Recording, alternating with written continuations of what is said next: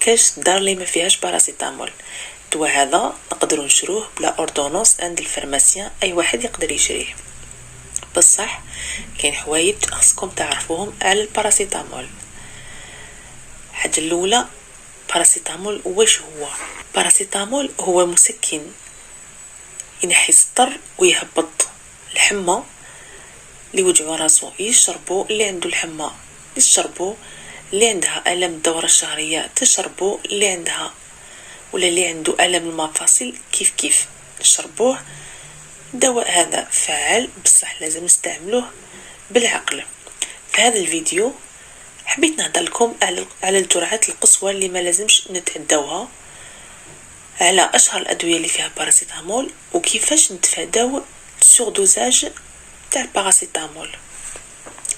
الا تعرفوا باللي باراسيتامول ولا درنا ان فوت دو سوردوزاج، حب يقول واحد يشرب فوق الكميه المسموحه، عنده نتيجه خطيره جدا، حيث انه الباراسيتامول يقدر يتلف الكبده تاع بنادم، والكبده مهمه جدا، عندها عده وظائف، اكثر من 300 وظيفه في الجسم تاع الانسان. الكبده هي اللي تقوم بها. انا الهدف تاعي كي جيت باش نهضر لكم على باراسيتامول باسكو كاين بزاف ناس يشربوا بلا ما يديروا الحساب. اللي يوجعوا راسو يشرب باراسيتامول، اللي عنده الحمى يشرب باراسيتامول. وسورتو في الوقت تاع البرد، لا بيريود تاع لا غريب، الناس يشربوا دواء تاع لا غريب او ميم طون يشربوا باراسيتامول.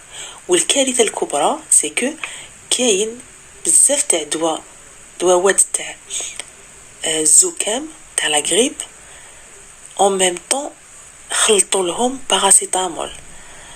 والخطا اللي يوقع سي بنادم يشرب هذاك الدواء تاع لا غريب اللي فيه ديجا الباراسيتامول لداخل، يزيد يشرب حبه باراسيتامول ولا جوج واحد اخرين.